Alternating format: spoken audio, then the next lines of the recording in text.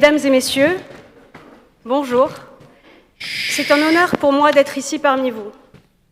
Je remercie les organisateurs pour leur invitation.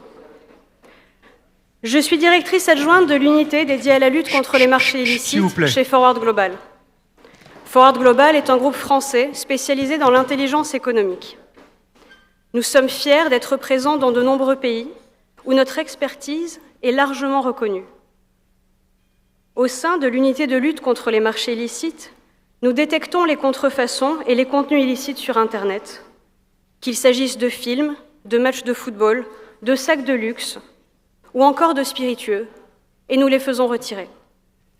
Nous menons aussi des enquêtes sur le Deep et le Dark Web, mais aussi sur le terrain, partout dans le monde, pour identifier les réseaux contrefaisants, mais également les marchés gris. En tant qu'avocate, en tant que juriste, j'ai toujours œuvré pour protéger les talents, la création. Et c'est pourquoi c'est une chance de pouvoir m'exprimer sur ce sujet qui me tient tant à cœur avec vous aujourd'hui. Les métiers d'art fascinent. Quelle diversité! En effet, un arrêté du 24 décembre 2015 en a fixé la liste. Il y en a 281. Et nous en avons parmi nous aujourd'hui.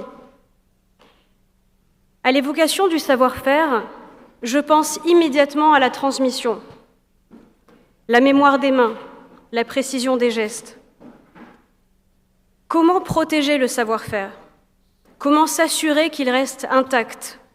Comment le transmettre et en vivre sans risque de s'en voir dépossédé? Oui, comment protéger le savoir-faire? Je vous propose d'aborder 3 éléments de réponse. Le secret de fabrication, le droit de la propriété intellectuelle et le droit de la propriété industrielle, et enfin, les appellations d'origine et les indications protégées. Alors qu'une œuvre littéraire, par exemple, est protégée par le droit de propriété intellectuelle du seul fait de sa création, l'existence d'un savoir-faire ne suffit pas à faire naître des droits de propriété exclusifs et opposables. Alors comment faire?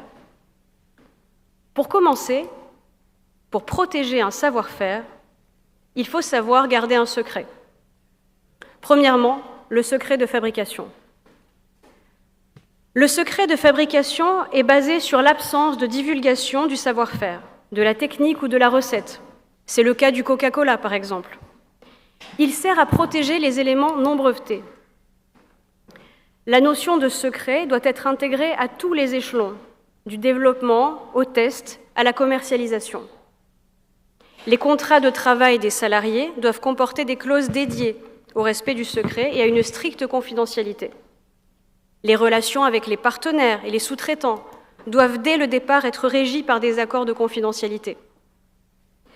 Malgré ces précautions, rien n'empêchera les concurrents de s'essayer à ce qu'on appelle la rétro-ingénierie ou le reverse engineering pour tenter de deviner et reconstituer le procédé de fabrication. En revanche, les actes de détournement du savoir-faire d'autrui et les actes de divulgation du savoir-faire d'autrui sont répréhensibles par la loi. C'est l'article 1240 du Code civil qui pose le principe de responsabilité du fait personnel. Tout fait quelconque de l'homme qui cause à autrui un dommage oblige celui par la faute duquel il est arrivé à le réparer. De même, le fait pour un salarié de révéler ou de tenter de révéler les secrets de fabrication de son employeur l'expose à d'importantes sanctions. L'article L1227-1 du Code du travail le sanctionne par une peine de prison de 2 ans et 30 000 € d'amende. Mais alors, comment démontrer que le secret m'appartient? Si une personne divulgue un secret de fabrication, il faut pouvoir démontrer l'existence de ce secret, le préjudice et évaluer les dommages subis. Il y a plusieurs étapes à respecter pour permettre de tracer l'existence d'un savoir-faire. Tout d'abord, la première étape, c'est le dépôt d'une e-solo auprès de l'Institut national de la propriété industrielle, l'INPI. Depuis quelques mois, l'INPI n'accepte plus les enveloppes solo papier. Il est nécessaire de procéder aux formalités en ligne. Cette procédure est très peu coûteuse et c'est un pas absolument nécessaire pour protéger un savoir-faire. La e-solo crée une empreinte qui est alors conservée dans un système d'archivage électronique de l'INPI. Cette empreinte est conservée pendant 5 ans et la conservation peut aller jusqu'à 20 ans. Ça permet de prouver l'existence du savoir-faire à une date précise. Elle permet de déterminer et de prouver votre antériorité si un concurrent s'est approprié votre savoir-faire illégalement, par exemple. Il y a ensuite le cahier de laboratoire national. C'est un véritable journal de bord qui répond à un formalisme particulier. C'est un outil de traçabilité des travaux de recherche. Il est particulièrement utile en cas de partenariat. Chaque contribution étant clairement consignée, il n'existe aucun doute quant à sa paternité et sa date d'existence. Il est également possible de procéder au dépôt d'actes devant un notaire ou un huissier de justice. L'officier ministériel met le document sous scellé et dresse un procès-verbal de constat pour confirmer l'enregistrement. Et enfin, il y a l'horodatage électronique. Pour que l'horodatage électronique puisse être utilisé à titre de preuve, il est impératif qu'il soit réalisé par un système de confiance, agissant en conformité avec les normes. L'Agence nationale de la sécurité des systèmes d'information, l'ANSSI, propose un répertoire de ces services de confiance. Une fois que le secret est bien protégé, il existe d'autres moyens pour renforcer la protection du savoir-faire, le droit de la propriété intellectuelle. C'est le deuxième élément. Protéger le savoir-faire avec le droit de la propriété intellectuelle et le droit de la propriété industrielle. Tout d'abord, les brevets. Nous l'avons évoqué tout à l'heure, le secret ne peut pas être breveté. Il est toutefois envisageable, lorsque cela est possible, et sans compromettre le secret dans son ensemble, de déposer un brevet sur une partie seulement du savoir-faire. Alors, pour être brevetable, l'invention doit remplir les critères suivants. Elle doit être une solution technique à un problème technique, être une invention nouvelle, impliquer une activité inventive et être susceptible d'application industrielle. Lorsqu'un brevet est déposé, il confère un monopole d'exploitation en France à son titulaire pour une durée maximale de 20 ans. Ça signifie que pendant 20 ans, personne d'autre ne peut l'exploiter sans son autorisation. Mais à l'issue de ce délai, n'importe qui peut l'utiliser comme il le souhaite. Il est entré dans le domaine public. Le fait de déposer un brevet est assez coûteux aussi et peut nécessiter un dépôt dans plusieurs juridictions. C'est pourquoi il convient d'apprécier la nécessité d'une telle démarche au cas par cas. Par exemple, le dépôt de brevet sur un élément du savoir-faire peut être intéressant dans le cas où un concurrent parviendrait à deviner le secret de fabrication grâce à la rétro-ingénierie. Si une partie de la technique ou de la formule est brevetée, il ne pourrait pas l'utiliser. Donc encore une fois, ça s'apprécie au cas par cas.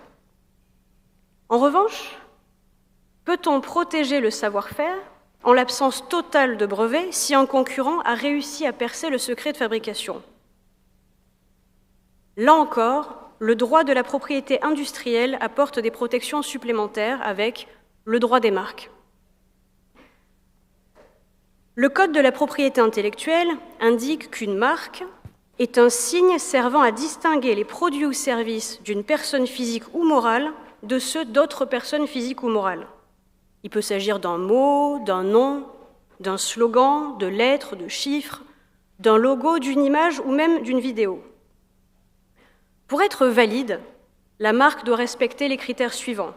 Elle doit être distinctive, c'est-à-dire qu'elle doit permettre d'identifier commercialement les produits ou services d'une entreprise et de les distinguer de ceux d'une autre. Elle doit être licite, ne pas tromper le public et enfin être disponible, c'est-à-dire ne pas avoir déjà été enregistrée par quelqu'un d'autre pour les mêmes catégories de produits et de services. Le dépôt de la marque se fait auprès de l'INPI. Il est peu coûteux et confère un monopole d'exploitation pendant 10 ans. Le dépôt peut être renouvelé indéfiniment, à condition que la marque soit bien utilisée dans les catégories de produits et services pour lesquels elle a été déposée. L'expérience m'a démontré que le dépôt d'une marque est l'allié idéal de la protection du savoir-faire, qu'il soit couvert par le secret de fabrication ou même par le droit des brevets.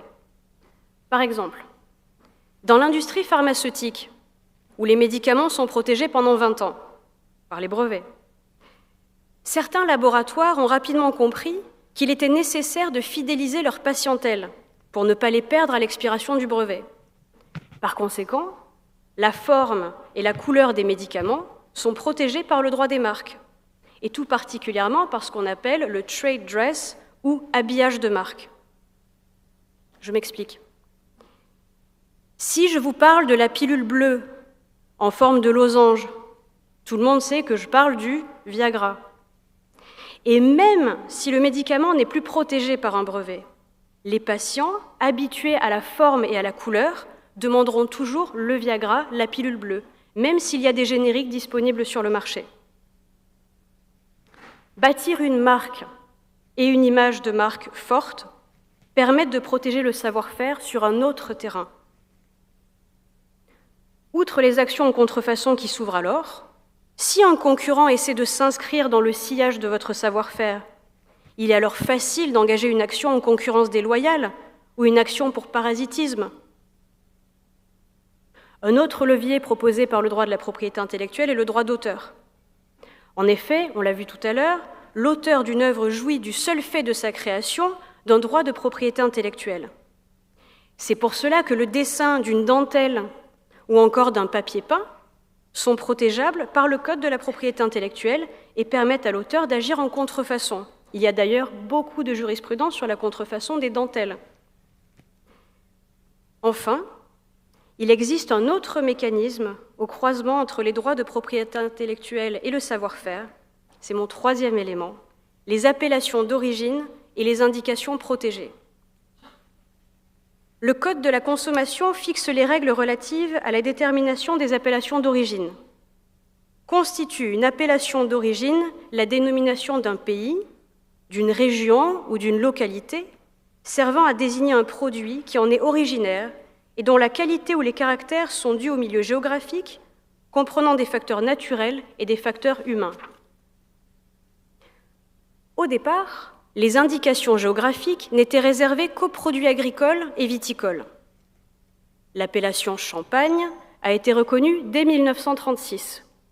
Les producteurs champenois respectent le procédé d'élaboration de l'appellation Champagne.